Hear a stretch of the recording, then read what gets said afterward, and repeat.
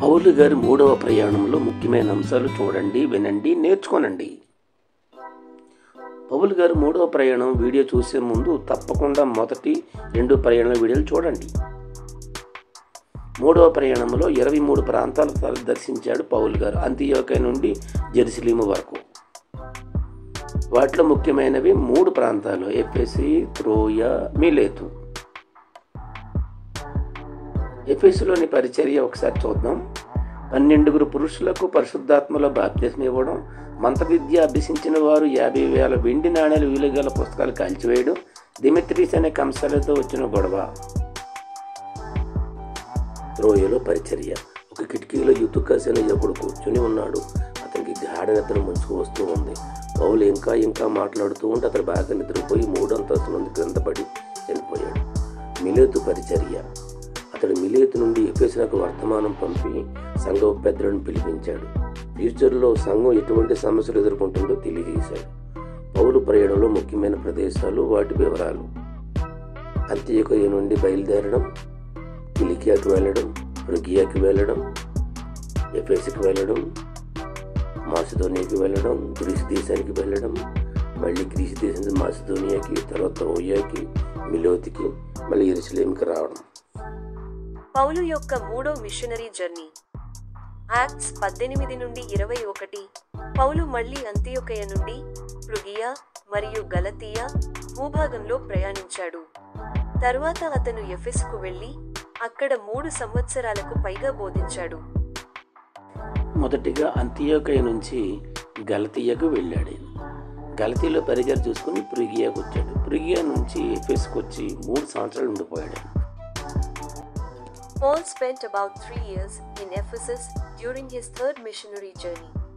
This period likely lasted from the fall of 54 AD to 57 AD.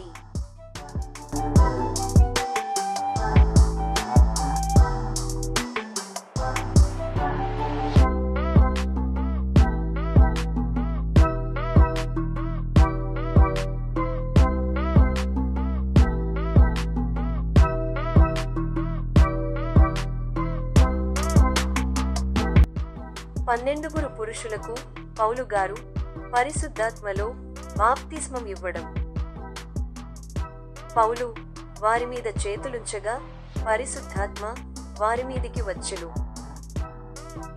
అప్పుడు వారు భాషలతో మాటలాడుటకును ప్రవచించుటకును మొదలుపెట్టిరి. యూదా ప్రధాన యాజకుడైన స్కెవ కొడుకులు 7 యేసు పేరు ఆజ్ఞాపిస్తున్నాం అని యేసు ప్రభువు పేరు చెప్పడానికి పూనుకున్నారు. ఆ దయ్యం వారితో, యేసంటే నాకు తెలుసు, పౌలు కూడా తెలుసు, గాని మీరెవరు అంది. పౌలు బోధలు విని మంత్రవిద్య అభ్యసించిన వారు 50,000 వెండి నాణేలు విలువగల పుస్తకాలు కాల్చివేయడం జరిగింది. దేమేత్రియను ఒక కంసాలికి, అర్తెమిదేవికి వెండి గుళ్లను చేయించు వ్యాపారం పౌలు గారి బోధల వలన అతని వ్యాపారం లాస్లో పడింది. ఎంత గొడవ చేయాలో అంతా చేశాడు.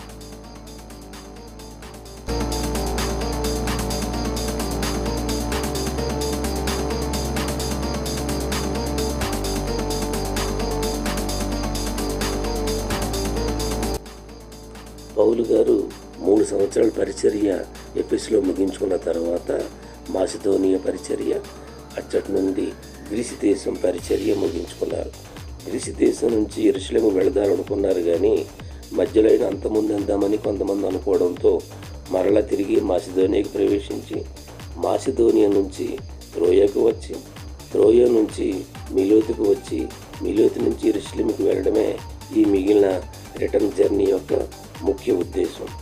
త్రోయలో ఆయన చేసిన పరిచర్య గురించి ఇప్పుడు వివరించబడుతుంది.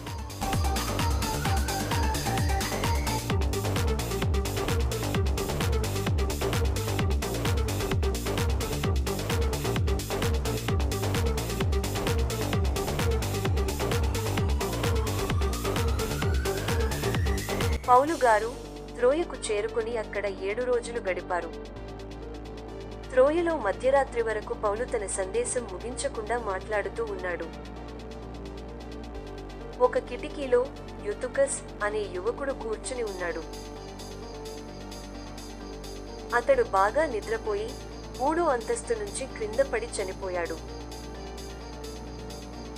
అయితే పౌలు క్రిందికి వెళ్లి అతని మీద సాష్టాంగపడి కౌగలించుకుని, కంగారు పడకండి, ఇతనిలో ప్రాణముంది అన్నాడు. త్రోయలో పరిచర్య ముగించుకున్న తర్వాత త్రోయ నుంచి అసోస్కి కాలినడక మీద వెళ్ళాలని పౌలు గారు నిర్ణయించుకున్నారు.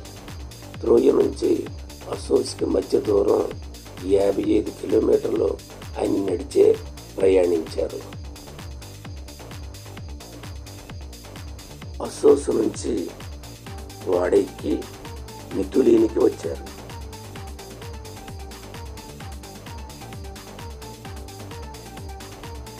మితులీ నుంచి అసోస్కి దూరం 148 కిలోమీటర్లు.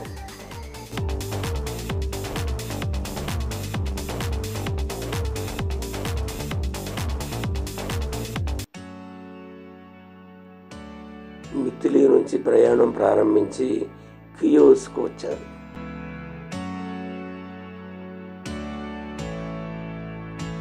మితులేని నుంచి కియోస్కి 113 కిలోమీటర్ల మధ్య దూరం ఉంది.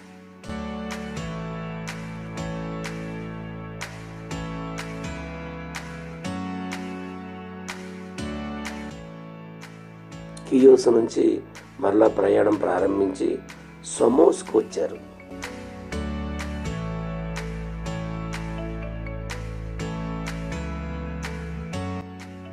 కియోస్ నుండి సమోస్కి మధ్య దూరం 105 కిలోమీటర్లు.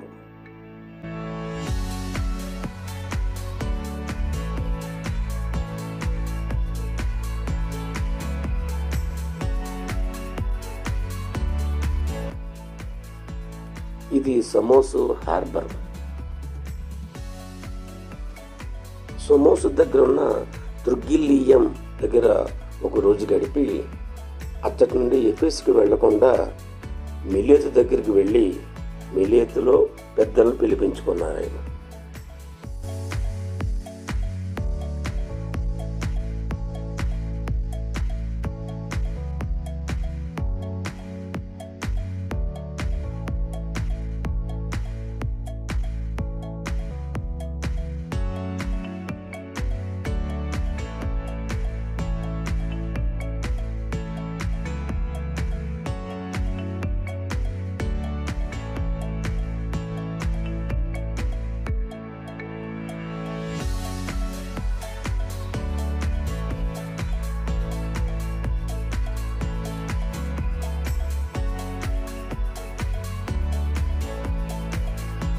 పౌలు గారు ఎఫెసుకి వెళ్లకుండా ఎఫెసులో ఉన్న సంఘ పెద్దలను మిలేతుకి రప్పించుకొని వారితో చివరి ప్రసంగం చేశాడు.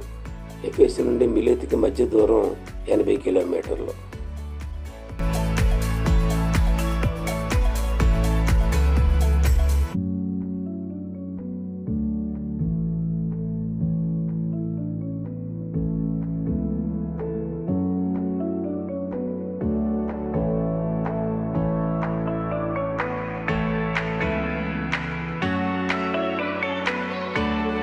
తరువాత ఆయన మిలేతుకు వచ్చి ఎఫెసు నుంచి పెద్దలను మిలేతుకు రప్పించి, మీలో ఎవరు నా ముఖం చూడని నాకు తెలుసు అని చెబుతూ, నేను వెళ్ళిన తర్వాత క్రూరమైన తోడేళ్ళు అంటూ వారు అన్నారు. అందుకు వారు సంఘ పెద్దలు ఎంతో దుఃఖించారు. తరువాత వాడు వరకు అతను సాగనంపారు. మిలేతులో ఎఫెసు సంఘ పెద్దలతో మాట్లాడిన తర్వాత మిలేతు నుంచి ఆయన ప్రయాణం మరలా సాగింది. కోసుకు వచ్చారు ఆయన.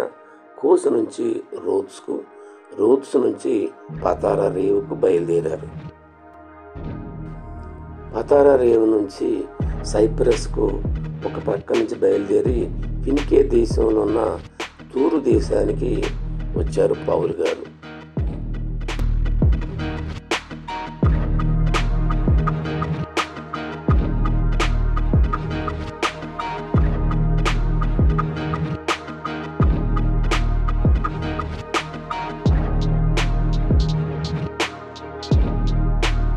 తూరు వచ్చిన తర్వాత పౌలు పౌలు గారు అక్కడ శిష్యులను కొనుక్కొని 7 రోజులు అక్కడే గడిపారు. సముద్రం ఒడ్డున వారందరితోటి ప్రార్థించిన తర్వాత మళ్ళీ తొలెమయికి బయలుదేరారు.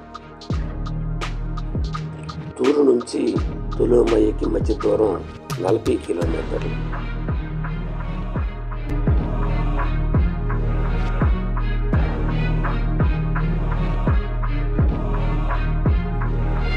తొలెమయి నుండి బయలుదేరి సిజరియకు వచ్చారు. తొలెమయి నుండి సిజరియకు మధ్య దూరం 114 కిలోమీటర్లు. సిజరియలో సంఘ పెద్దలు 7 ఫిలిప్పు గారింటికి వచ్చారు. అక్కడ ఫిలిప్పు గారికి 4 కూతురు ఉన్నారు. వారి కన్యలు దేవుని మూలంగా పలికేవారు. పౌలు గారు సిజరియలో ఉన్నప్పుడు అగబు అనే ప్రవక్త వచ్చి కాళ్ళు చేతులు బంధించి పౌలు గారిని ఈ విధంగా అరెస్ట్ చేస్తారని ముందుగా తెలియజేశారు. అందరూ ఎంత వారించినా పౌలు గారు యెరూషలేం వెళ్ళడానికి డిసైడ్ అయ్యారు. ఆయన సిజరియా నుంచి యెరూషలేంకి ప్రయాణమయ్యారు. శిష్యులందరూ వారిని సాగనంపారు. సిజరియా నుంచి యెరూషలేంకి 66 కిలోమీటర్ల దూరం. యెరూషలేంకి వెళ్ళి సంఘ పెద్దలను కలుసుకున్నారు. ఇది 3వ ప్రయాణం.